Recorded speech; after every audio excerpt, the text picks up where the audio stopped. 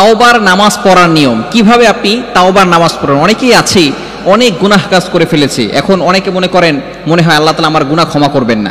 অবশ্যই দুনিয়ার সকল দরজা বন্ধ হয়ে গেলেও আল্লাহর দরজা কখনো বন্ধ হয় না। আল্লাহর দরজা বান্দার জন্য অলওয়েজ খোলা থাকে। এজন্য আপনি যখনই সুযোগ পান আল্লাহর কাছে তাওবা করে নেবেন।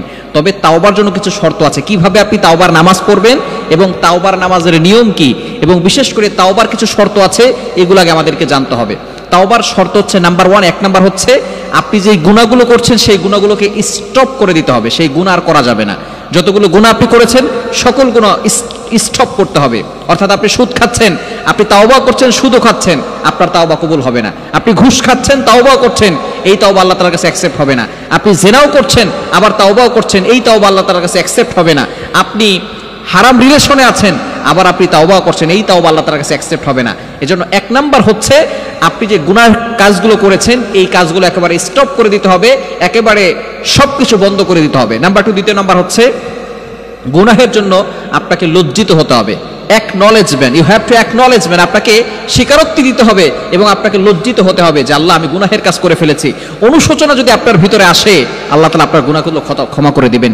এবং 3 নাম্বার হচ্ছে মোস্ট ইম্পর্টেন্ট, সেটা হচ্ছে আল্লাহ তাআলাকে কমিটমেন্ট দেওয়া, আল্লাহ আমি আর কখনো এই ধরনের গুনাহের কাজ করব না, আল্লাহকে ওয়াদা দেওয়া। সুতরাং তাওবার শর্ত হচ্ছে এই 3টি।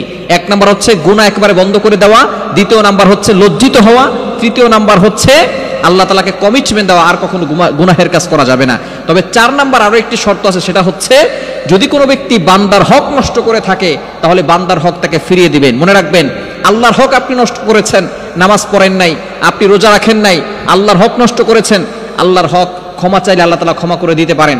তবে বান্দার হক যতক্ষণ পর্যন্ত বান্দা ক্ষমা না করবে ততক্ষণ পর্যন্ত আল্লাহও তাকে ক্ষমা করবে না। এজন্য অবশ্যই আমাদেরকে সতর্ক থাকতে হবে। তাওবার জন্য এগুলো শর্ত। এরপরে আপনি যে কোনো সময় ওযু করে পবিত্র হয়ে 2 রাকাত নফল নামাজ তাওবার নিয়তে পড়বেন, যে আমি তাওবার নিয়তে 2 রাকাত নফল নামাজ পড়তেছি। 2 রাকাত নফল নামাজ পড়ে এরপর আপনি ইস্তেগফার পড়বেন, আস্তাগফিরুল্লাহ রাব্বি মিন কুল্লি যামবি ওয়া আতুবু ইলাইহি লা হাওলা ওয়ালা কুওয়াতা ইল্লা বিল্লাহিল আলিয়্যিল আযীম। এছাড়া আপনি সাইয়্যিদুল ইস্তেগফারটাও পড়তে পারেন, আল্লাহুম্মা আনতা রাব্বি লা ইলাহা ইল্লা আনতা খালাকতানি ওয়া আনা আবদুকা ওয়া আনা আলা আহদিকা ওয়া ওয়া'দিকা মাসতাতা'তু আউযু বিকা মিন শাররি মা সানা'তু আবুউ লাকা বিনি'মাতিকা আলাইয়া ওয়া আবুউ লাকা বিযামবি ফাগফিরলি ফাইন্নাহু লা ইয়াগফিরুয যুনুবা ইল্লা আনতা।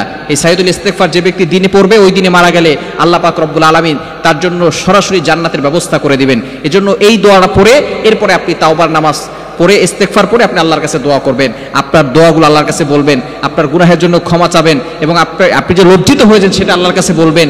এরপর আপনি আল্লাহকে কমিটমেন্ট দিবেন, আল্লাহ আমি আর কখনো এই গুনাহের কাজ করব না, আল্লাহ আমাকে ক্ষমা করে দাও। এভাবে যদি আপনি দোয়া করেন আল্লাহ পাক রব্বুল আলামিন আপনার দোয়াগুলো কবুল করে নেবেন, আপনার গুনাহ খাতাগুলো ক্ষমা করে দিবেন। আল্লাহ তাআলা আমাদের সকলকে সঠিকভাবে তাওবা করে সঠিক পথে ফিরে আসার তৌফিক দান করেন।